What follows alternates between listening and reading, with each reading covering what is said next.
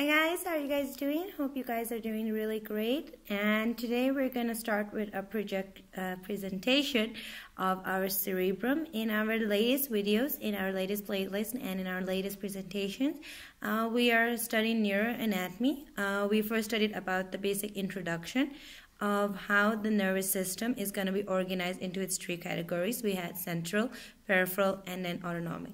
And then we studied about the different types, how the central is divided into brain and spinal cord. Then you have the peripheral divided into cranial and spinal nerves, and autonomic divided into your sympathetic and parasympathetic. Then we studied detail about the spinal cord. Then we studied a detail about the brain. Today we're going to study the last thing about the brain, that is the cerebrum. Cerebrum is a very complex structure and is very important. If there is no cerebrum, the brain would not function. So in this video, I'm doing it by giving you a figure on the book, and I'm going to show you the different parts and explain the different parts. Because I'm not so great in diagrams, so I hope that if making by diagram, it will a little complicate you, confuse you. So by showing you with the figure directly on the book, it will help you guys.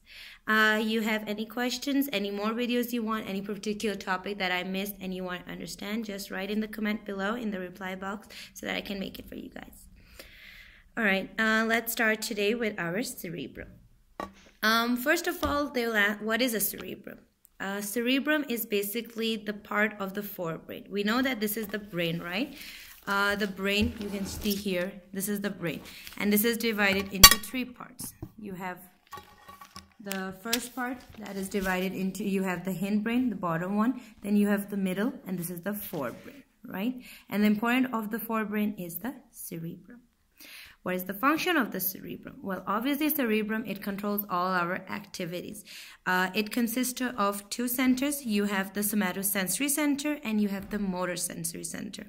What is a somatomotor sensory center? The somatosensory center, as the name is indicating, somatosensory, means that all the sensations coming from our upper limb, lower limb, thorax, they all will go into the cerebrum. And in which part of the cerebrum? In the somatosensory area.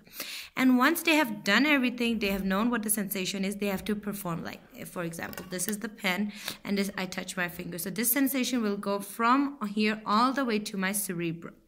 From the cerebrum, it will then come down and will cause my finger either to move away or towards. That is done by the motor sensory center. Now, coming into the cerebrum. The cerebrum, it consists of, you have an outer matter and you have an inner matter. The outer matter, this one, it is called as the cortex of the cerebrum. And the inner matter is called the white matter of the cortex. Now, why the outside of the cortex is gray? It is because here it consists of bundles of neurons, which give it the grayish appearance. And inside you have bundles of myelinated axons, giving the inside of the cortex or the cerebrum whitish appearance, known as the white matter. That was about it. Now, coming to this diagram, focus on this diagram, basically here. Let it to you clear. This black line, and before that, you can see this line. Let me show it to you guys. Let's see. Wait a second.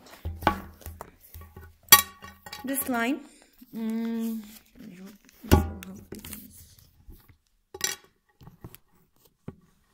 Here you can see this line. Where is this one? Where the pencil is, this line. This one, which is separating somehow the brain into two, that is called as your central sulcus, right? And this